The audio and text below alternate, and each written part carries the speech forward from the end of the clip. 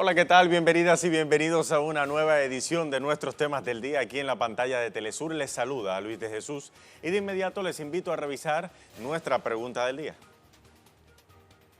Ahí la tienen, nuestra pregunta de hoy es sobre Chile, de hecho, uno de nuestros temas para hoy. El Instituto Nacional de Derechos Humanos de Chile publicó cifras actualizadas sobre la actuación de las fuerzas de seguridad durante las protestas sociales en ese país. Hasta el momento, 3.765 personas heridas, 445 de ellas heridas oculares y 2.122 heridos por disparos. Esa es la situación en Chile durante las protestas sociales, por eso nuestra pregunta para hoy es, ¿y todavía el presidente Sebastián Piñera habla de democracia en su país? Participe de nuestra pregunta del día, deje su opinión, la encontrará en nuestro usuario de Twitter, @LuisTelesur. Vamos a iniciar de inmediato las informaciones. Este martes en Barbados inició la 31ª Cumbre Interseccional de la Comunidad de Estados del Caribe, la CARICOM. La agenda de debates, en la que participarán jefes de Estado de la región, abordará los temas sociales más sensibles de la región. Primer tema del día, de inmediato ampliamos.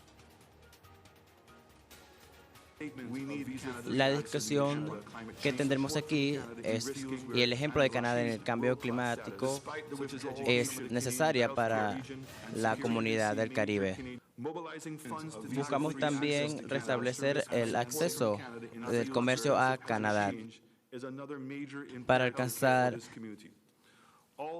grandes logros en educación, salud y seguridad.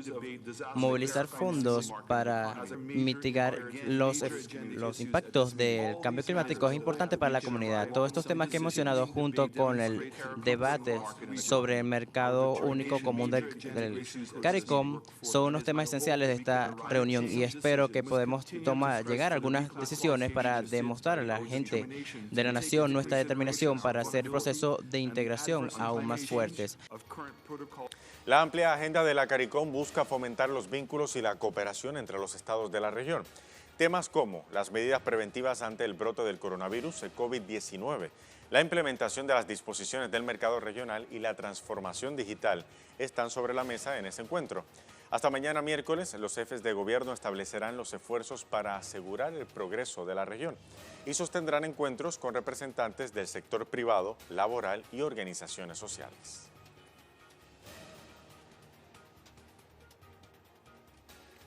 ¿Qué es el CARICOM? Le explicamos de inmediato. Es un organismo subregional establecido en el Tratado de Chaguaramas en 1973. Sustituyó a la Asociación Caribeña de Libre Cambio creada en 1965. Está integrada por 15 países del Caribe y dependencias también británicas. Sus objetivos: contribuir con el desarrollo económico a través de la creación de espacios de intercambio comercial e incrementar la integración comercial. También su principal instancia es la Conferencia de Jefes de Estado, que se celebra anualmente en 2 periodos de sesiones, uno en febrero y otro en julio. La primera cumbre de la CARICOM se realizó en México en el año 2010. Y entre sus principales logros está la cooperación funcional entre organizaciones de la región para atender problemas de salud, criminalidad, entre otros, y también logró una posición estratégica en el desarrollo comercial junto al ALBA y Petrocaribe. Su política apunta a la defensa de la soberanía y la no intervención, rechazando el bloqueo comercial de Estados Unidos contra Cuba y también contra Venezuela.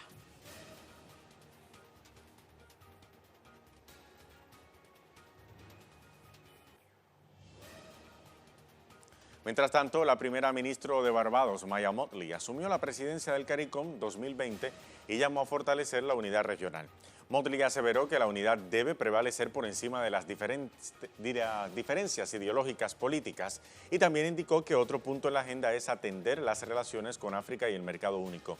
La nueva presidenta del CARICOM agradeció al primer ministro Helen Chastanet de Santa Lucía, de quien recibió el cargo por su compromiso en la lucha contra la crisis climática y los desafíos de soberanía fiscal. Mi mensaje es esencia, por lo tanto, mis hermanos y hermanas en el 2020 pueden y deben crear la plataforma para un espíritu positivo de esperanza y optimismo y una feroz determinación de mantenernos unidos como caribeños, con el propósito de conducir la transformación de nuestra región dentro de este espacio con verdaderos valores de retroalimentación y proporcionar oportunidades concretas para todo hombre, mujer y niño del Caribe.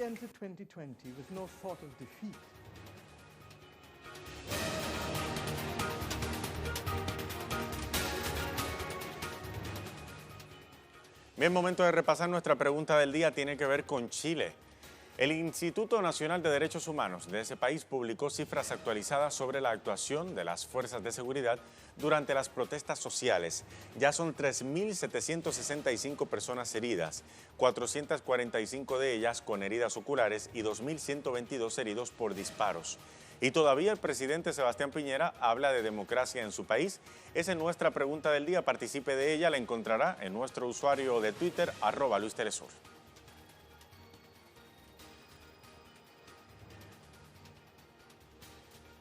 Vamos a hacer una primera pausa aquí en Temas del Día, pero antes los dejamos con nuestra imagen del día de hoy. Nos lleva hasta la India.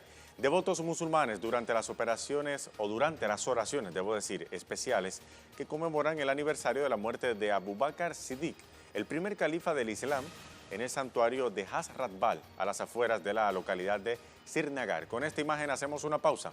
Ya venimos.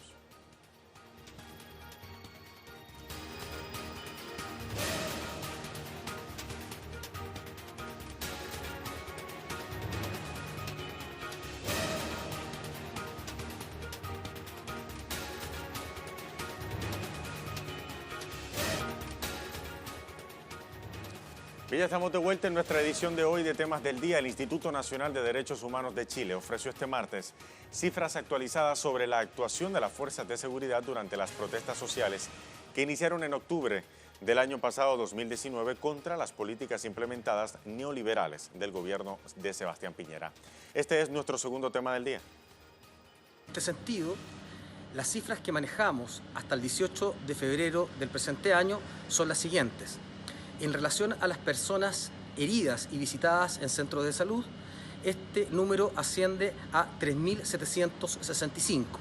De estas personas hemos registrado a 445 personas con daños oculares o lesiones oculares producto de la acción policial. Además, hemos registrado y visitado en comisaría a 10.365 personas que han sido privadas de libertad en relación al conflicto social. Además, actualizamos la cifra de acciones judiciales interpuestas, la que hasta el día de hoy da la suma de 1.312 acciones. Ahora, las cifras del instituto conciernen a datos recopilados por funcionarios del organismo en comisarías y en centros de salud. El pliego reseña además la cantidad de manifestantes reprimidos con el uso desmedido de bombas lacrimógenas y armas de fuego a manos de carabineros. También refleja la cantidad de acciones judiciales procesadas en contra del escuadrón policial.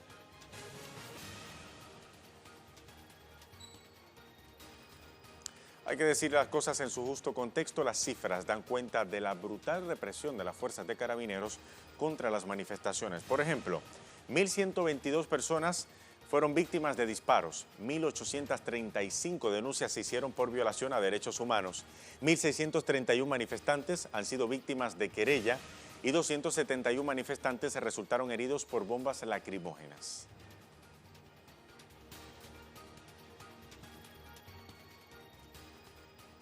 Mientras esto sucede, también en Chile, la comunidad indígena Quimpuche expresó su rechazo a la construcción de una central hidroeléctrica en la región de Los Ríos de la empresa transnacional Escota. Líderes de la comunidad se reunieron en la ciudad de Santiago de Chile, en la capital, con autoridades del Ministerio del Medio Ambiente para manifestar su descontento. Ciudadanos advierten que la construcción de la hidroeléctrica no fue consultada con sus habitantes y denunciaron que la iniciativa impedirá el acceso del pueblo al agua potable y también pondrá en riesgo la vida de civiles. Eléctrica, la de pasada, se quiere construir a 500 metros donde Hornopirén capta su agua potable, a 500 metros. El comité tiene 2 derechos de agua, tiene 30 años de existencia, hace 30 años se creó el comité y afectaría todo el consumo humano de Hornopirén, y a la vez también se abastece parte de la comuna de Gualeguay con el sistema.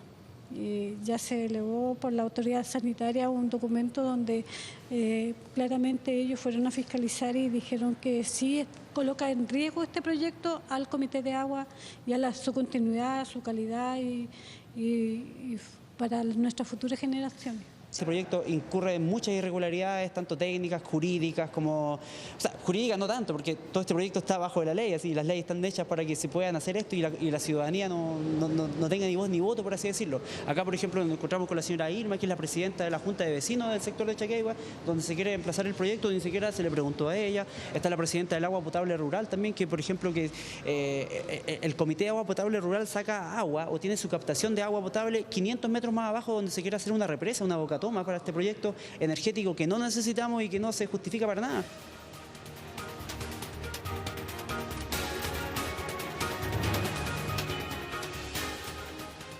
Ahora hablamos de otros temas que también son noticia en la jornada de este lunes, de este martes, debo decir. Para ello revisamos las cuentas de nuestros corresponsales. Dice Hugo Vera, movimientos sociales panameños se manifestaron hoy contra la presencia en el país del secretario general de la OEA, Luis Almagro. Escuchemos.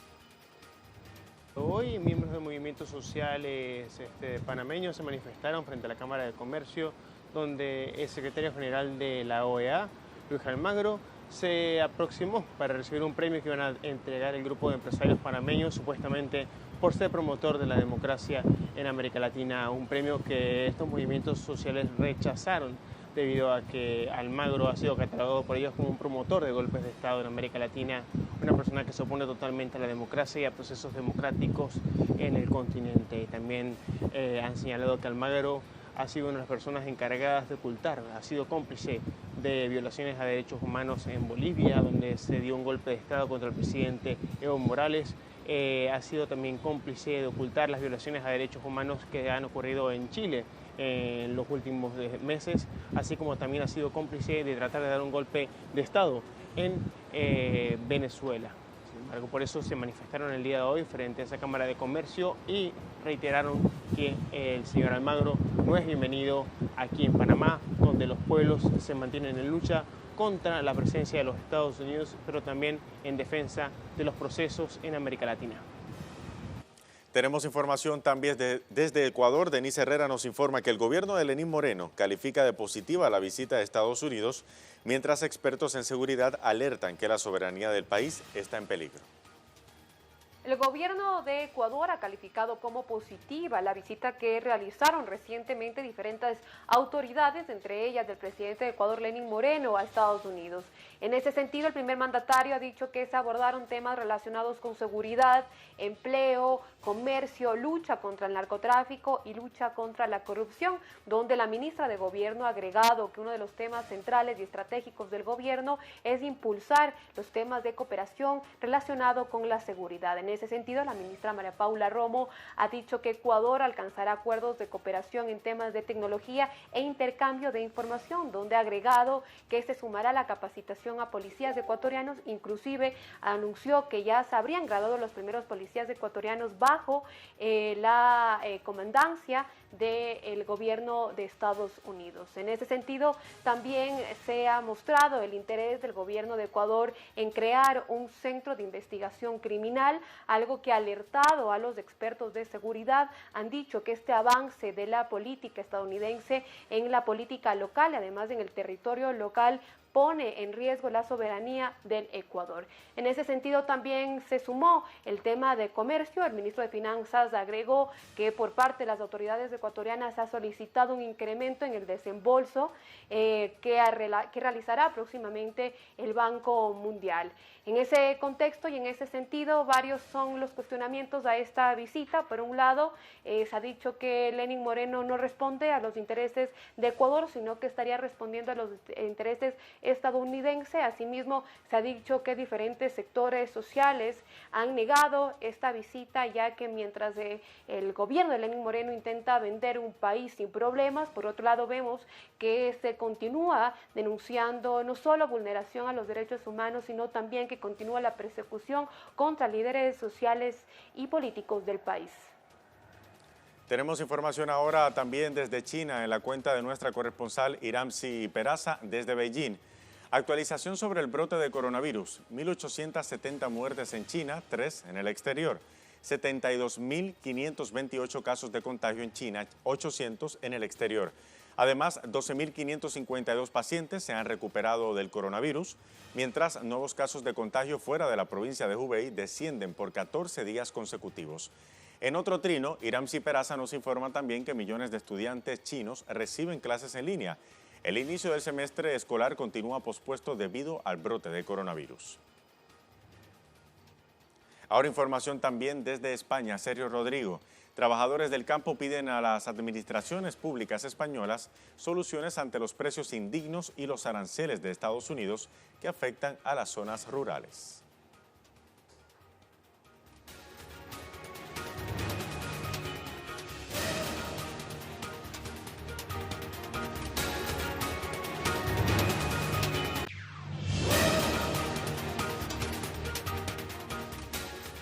Pasamos ahora a nuestro tema en desarrollo. Se genera en Bolivia. El movimiento al socialismo denunció la persecución política contra sus dirigentes luego que el Tribunal Supremo Electoral decidiera mantener en suspenso las candidaturas de Evo Morales, Luis Arce y Diego Pari. Este es nuestro tema en desarrollo. El movimiento político alega que los requisitos formales presentados por sus dirigentes no tienen ningún tipo de observación. Demandan además que el informe emitido por el tribunal obedece a la campaña que adelantan candidatos de la extrema derecha del país y denuncian que de las 13 demandas de inhabilitación, 11 son contra candidatos del MAS, incluyendo su candidato a presidente Luis Arce y al Senado por Cochabamba, Evo Morales.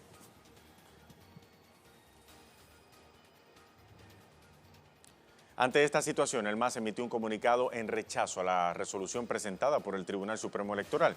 Allí denunció que el intento político de sectores incrustados en el órgano electoral que intentan eliminar a sus candidatos por intereses mezquinos y antidemocráticos.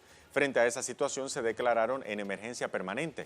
Enfatizan que el pueblo boliviano se ha caracterizado por optar el camino democrático, canalizando las reivindicaciones históricas de los excluidos de manera pacífica, por lo que exigimos que el órgano electoral plurinacional se encuentre a la altura de este logro histórico.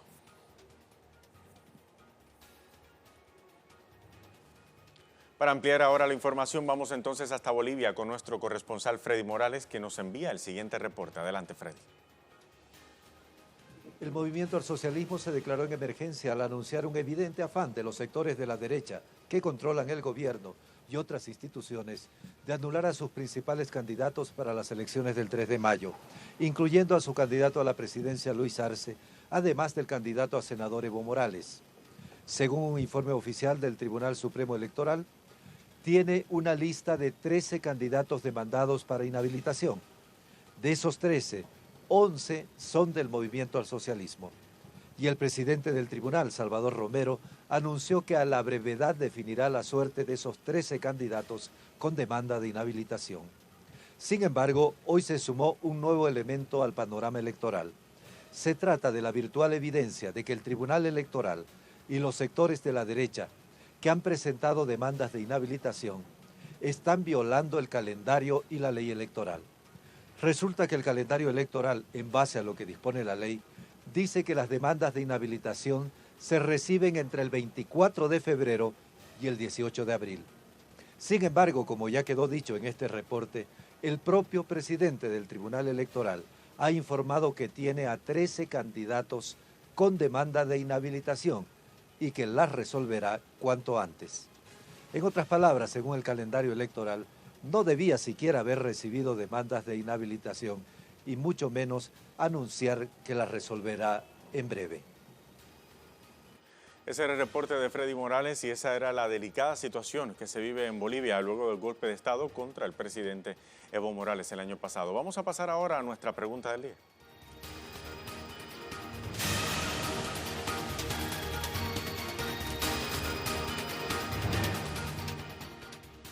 Vamos a repasar nuestra pregunta del día una vez más. El Instituto Nacional de Derechos Humanos de Chile publicó cifras actualizadas sobre la actuación de las fuerzas de seguridad durante las protestas sociales. 3.765 personas heridas, 445 de ellas con heridas oculares y 2.122 personas heridas por disparos. Y todavía el presidente Sebastián Piñera habla de democracia en su país. Vamos a ver qué opinan nuestros seguidores. Iniciamos con la primera respuesta. Dice el usuario Rebelde: Sería difícil imaginar el superescándalo que se hubiera armado si estas barbaridades y violaciones de los derechos humanos fueran en Venezuela, en Cuba o en Nicaragua. Habrían planificado emplear fuerzas militares para restablecer la democracia. Con Piñera, no. Él es de los buenos, dice de forma sarcástica Rebelde. Vamos a ver otro trino también de este mismo usuario que dice: con Sebastián Piñera ha quedado demostrado el doble discurso y la doble moral de los llamados paladines de la democracia. Como se trata de un aliado de Estados Unidos, ni la OEA ni la Bachelet, nadie se atreve a criticar. Vamos a ver más seguidores, más respuestas. María Alejandra Araujo: solo un gobierno como el de Piñera o el mismo Trump o incluso el de Duque, esas cifras definen un país en democracia, imposición de la fuerza y violación de los derechos humanos de los pueblos. Una cuarta respuesta ahora del usuario Fabián García Listoa, dice: Ustoa, según esto, es un país democrático, dice de forma sarcástica también Fabián. Vamos a ver otra respuesta. Orlando Katia: Sebastián Piñera es un arlequín del neoliberalismo que solo habla por conveniencia. No puede haber democracia en un país con la misma constitución de Pinochet, quien a la fuerza derrocó un gobierno democráticamente electo. Dice: Chile viola los derechos humanos. Tenemos más respuesta. Wilmer Castro: para nadie es un secreto que Chile ha sido gobernada por el fascismo y el neoliberalismo y tampoco es casualidad que Michelle Bachelet esté callada y solo abra la boca para despotricar contra el gobierno de Venezuela. Tenemos una última respuesta que dice Vlado 069. Sebastián Piñera es un verdadero fraude y un asesino.